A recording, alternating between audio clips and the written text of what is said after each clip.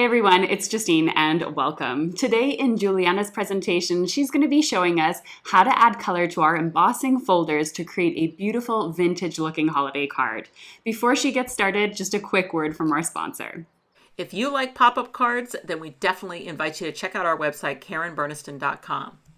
Our crafting dies do all of the hard work for you, and you can spend your time creating these amazing interactive cards to delight anyone who receives them.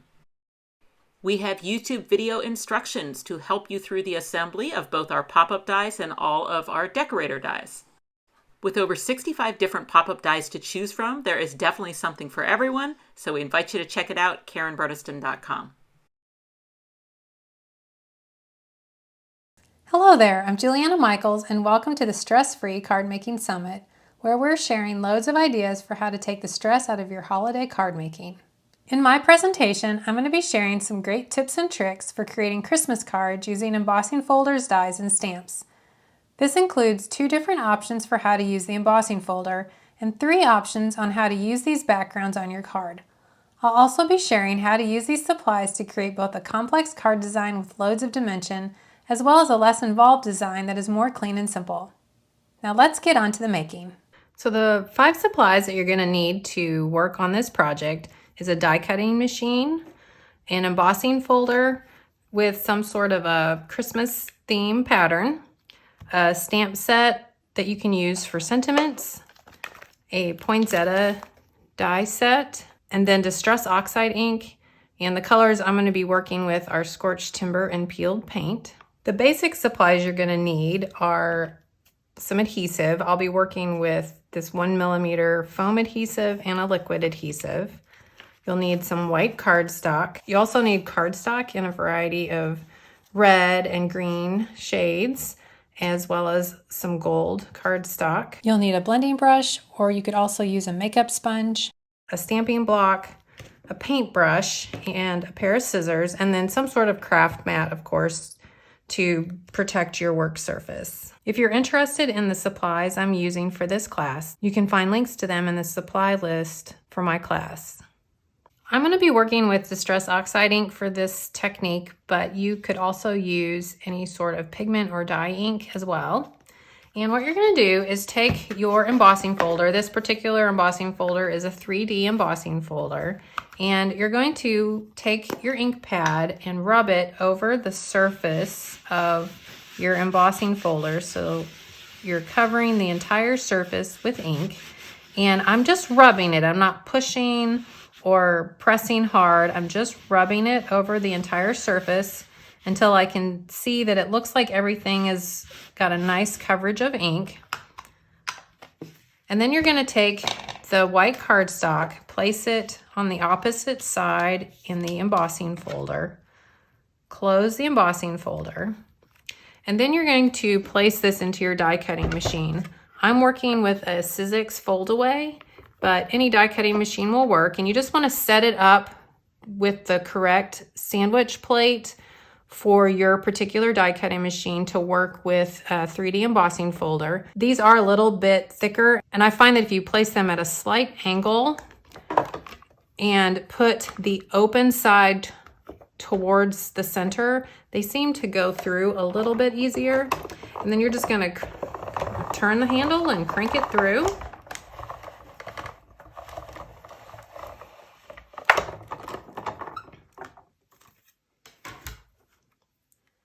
And so here's the background that you have created.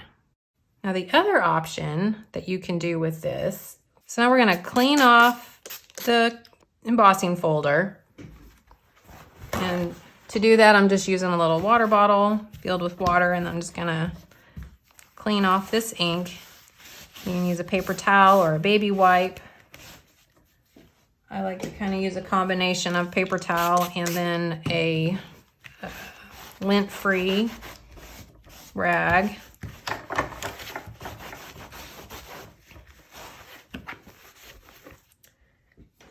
And so the other way that you can use the embossing folder is kind of your normal standard way. So you're just going to take a piece of white cardstock and place it into the embossing folder and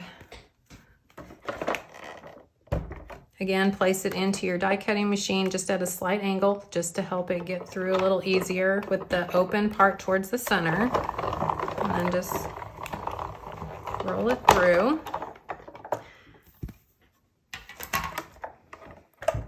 And so you just have your normal white cardstock here. So another background option that you can get, so this one you've got the ink being pressed into the paper from the design. So now we're going to take the ink pad, and instead of rubbing it on the embossing folder, we're going to rub it over the embossed paper. And the ink is going to catch on the raised surface of the paper now. So as you can see, while I'm doing this, you're getting kind of an opposite effect compared to the one where we did the ink onto the embossing folder. And you're just, again, you're just rubbing. You're not pushing or pressing. You're just rubbing the ink pad over the surface. And if you find that some of the areas maybe aren't getting ink, if you want to just very lightly put a little bit more pressure in that spot, like with the corner, like I kind of like put a little bit more pressure with my finger in that section, and just use that to help kind of get a little bit more ink onto those holly leaves so that they stand out a little bit more.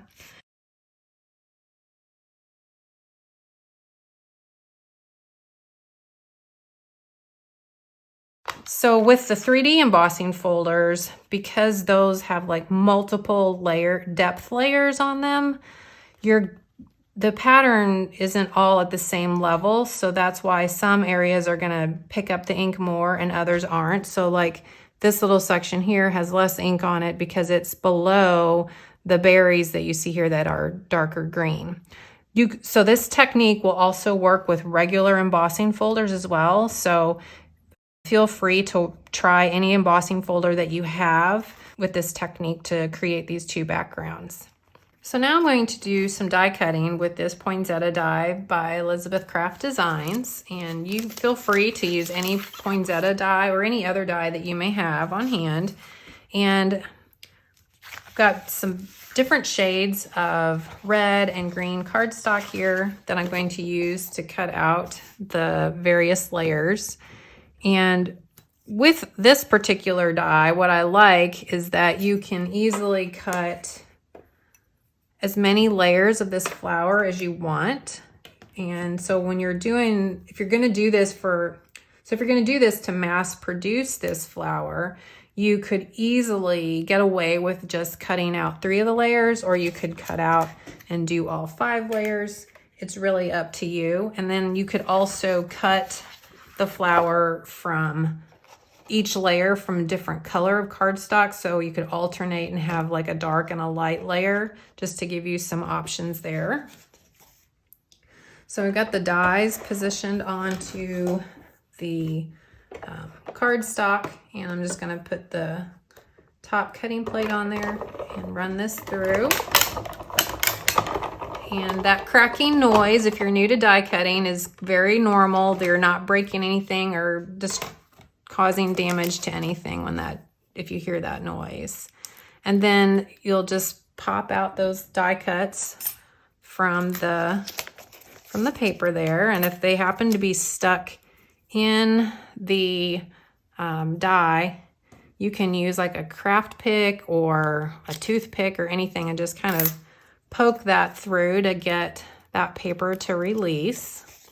And so we're going to put all those little pieces to the side there.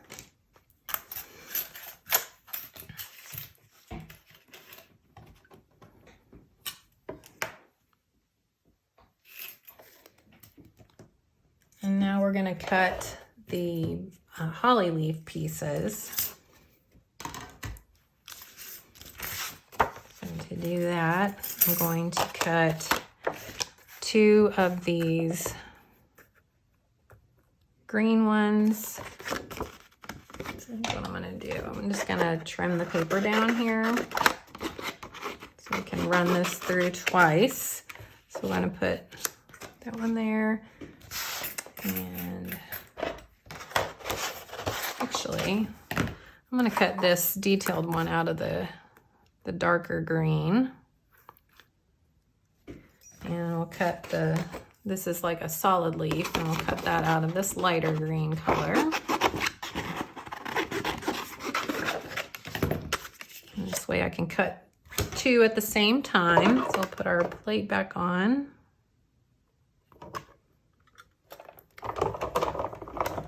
Run that through.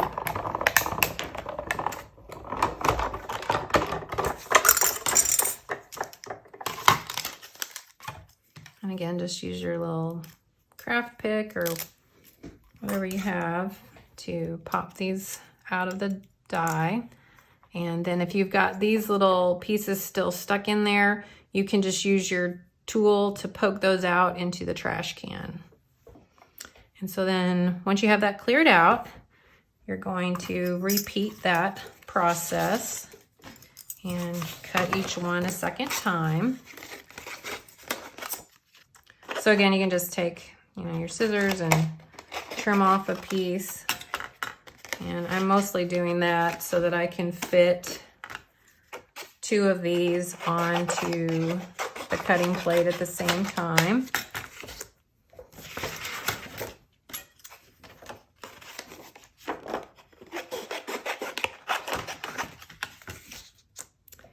And now the other thing too we could have been doing was cutting the little centerpiece, which I'm going to cut out of this like gold metallic paper, because we're going to need a couple of those.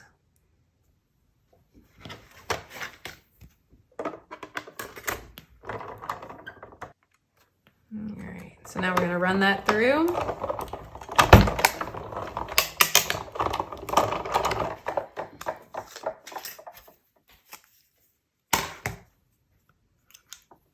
And we'll pop these out. And for that little center, like if you want to cut a couple of them and layer them together, you can. So I'm going to cut a couple, and just to create a little bit more dimension.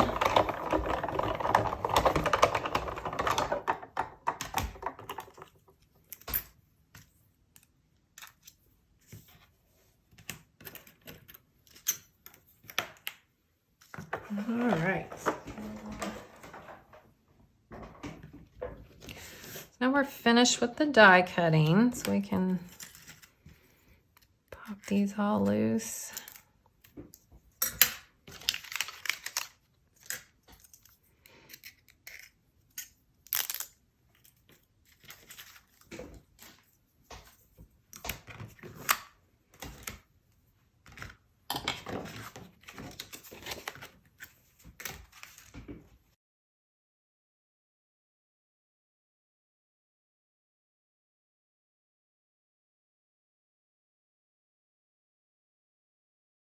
So now we're going to start assembling the poinsettia, but before we do that, I like to add just a little touch of distress and interest to the die cut. So I'm going to use the Scorched Timber Distress Oxide ink and a little small blending tool and just ink the edges of the petals on each of these layers.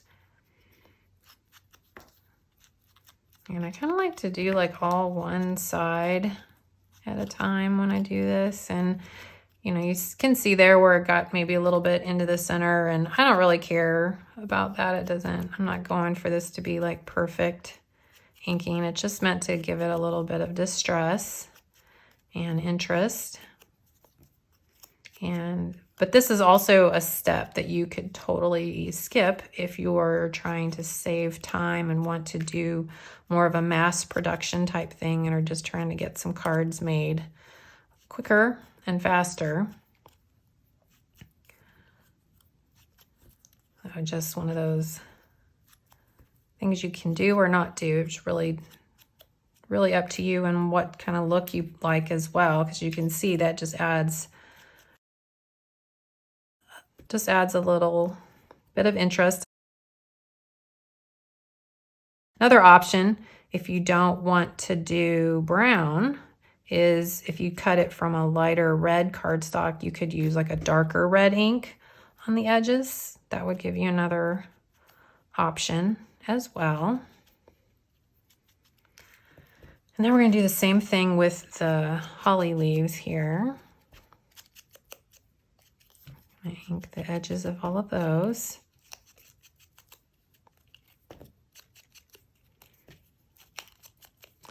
And if you don't like getting ink on your fingers, you might want to wear gloves for this, because you're pretty much going to get a little bit of ink on you during this process while you're holding the paper.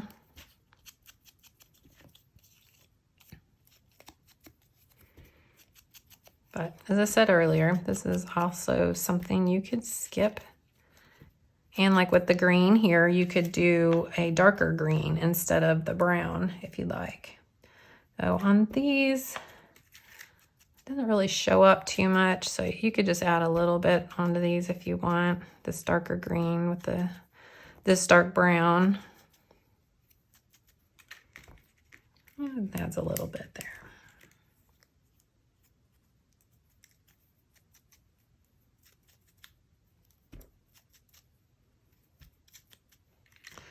Okay.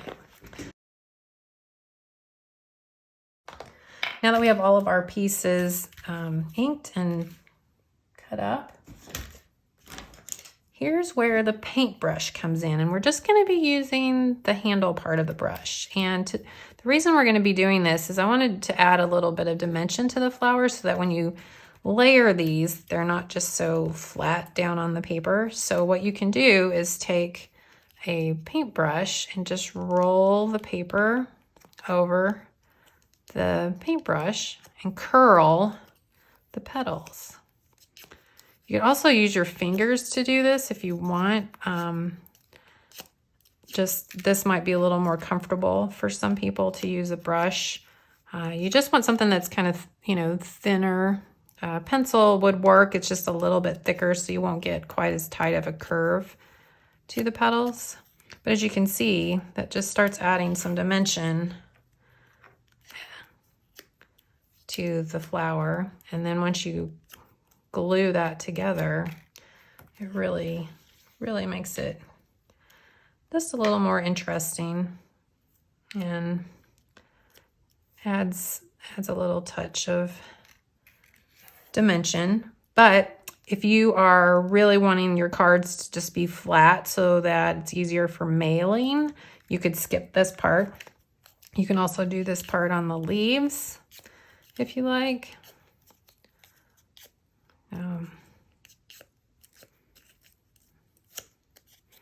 And if you do it and you don't like it, if you push on it, you can pretty much flatten it back out.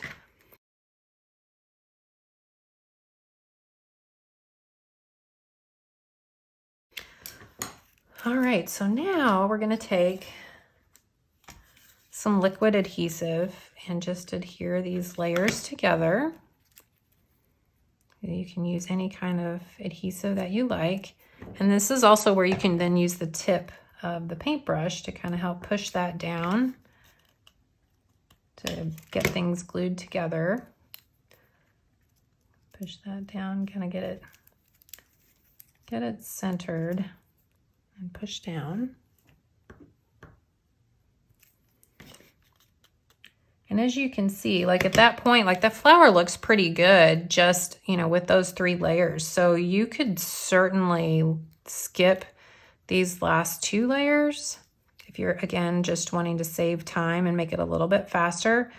It's less die cutting, less gluing,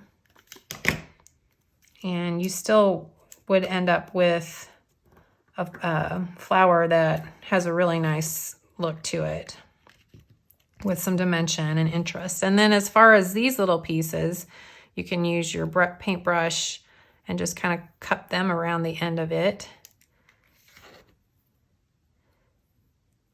just to give them a little bit of dimension. And then glue those to the center.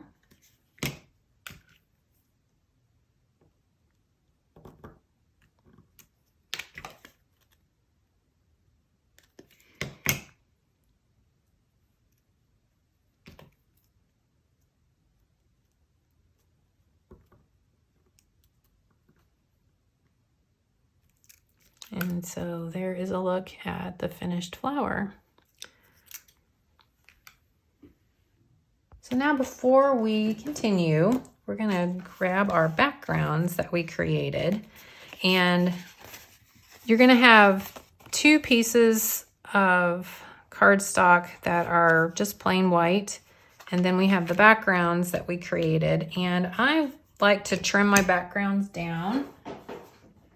So you can, if you want, you can use a paper trimmer and trim these down, or you can just put the design straight onto this background and be done. Again, this would just save you a step if you don't do this part of it. So I'm just gonna trim this off 1/4 inch on each side here so that it's now 4 by 5 1/4. Do the same thing on this one.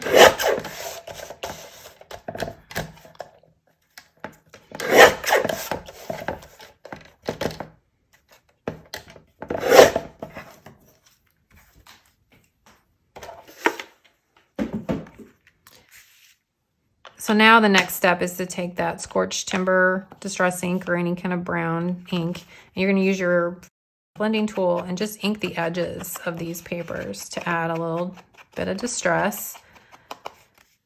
And again, this is another part that you could totally skip, but I love the look that the inked edges add to a card, especially just kind of suits my style that I prefer. So if you like it a little more clean and simple, you could skip this. You could totally skip this part.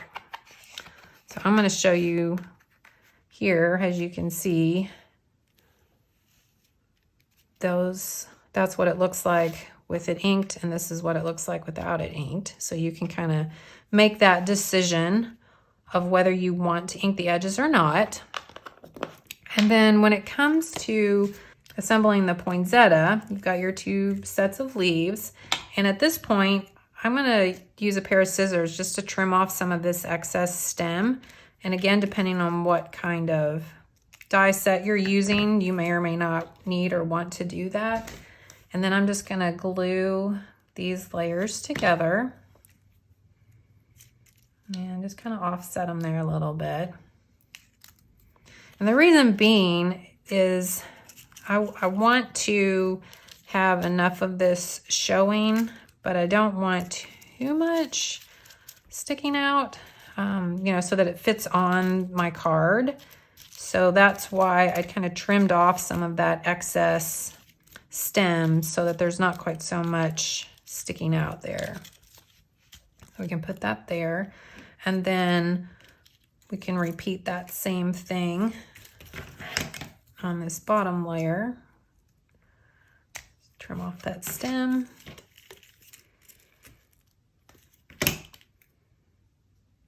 Glue these together.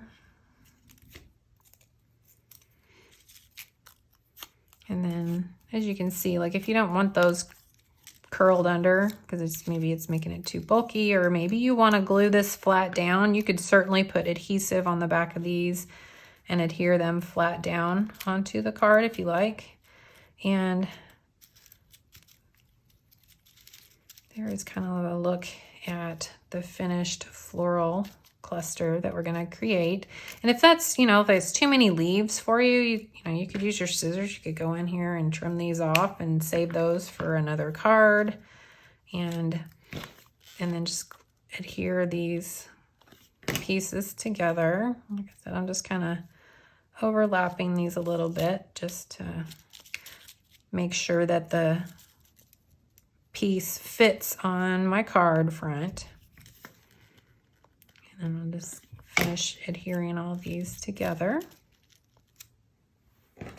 And so that you don't smash the flower, you can use your end of your paintbrush to push that down in there again. Let that dry.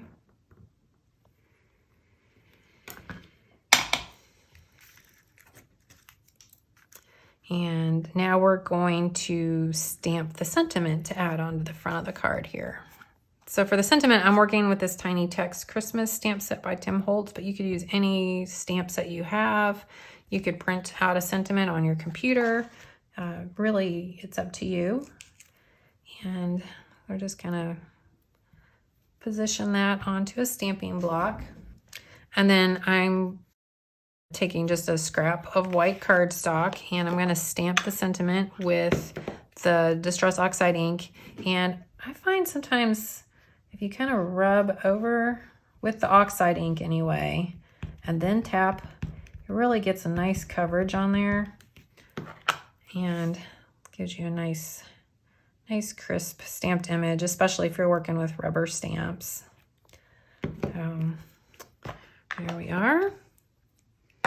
And then if you're working with the oxide ink, you just want to give it a second to dry because this ink is a little slower drying than regular dye ink. Then you can just take a pair of scissors and trim out your sentiment. You could also use a paper trimmer, so it's kind of whichever you prefer.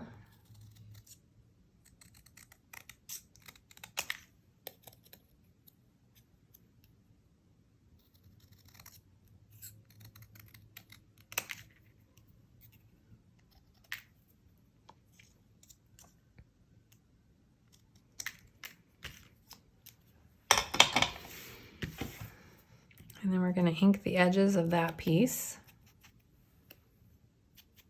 And basically just using that leftover ink on the blending brush from earlier. And then I'm going to adhere this with just a real thin piece of foam adhesive. You don't have to do this if you don't want, but I just like that it adds just a little bit of dimension. I kind of add like a little bit on my cards, not too much. But this is just 1 millimeter thick foam, so it's not super thick. And to me, it's just kind of a nice thickness for adding a little dimension without too much.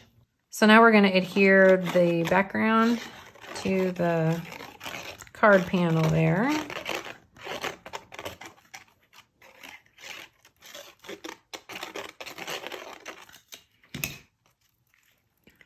I'm just going to line that up.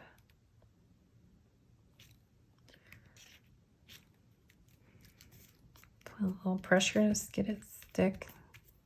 And then apply a little pressure to have it stick down. And then you can remove the liner from the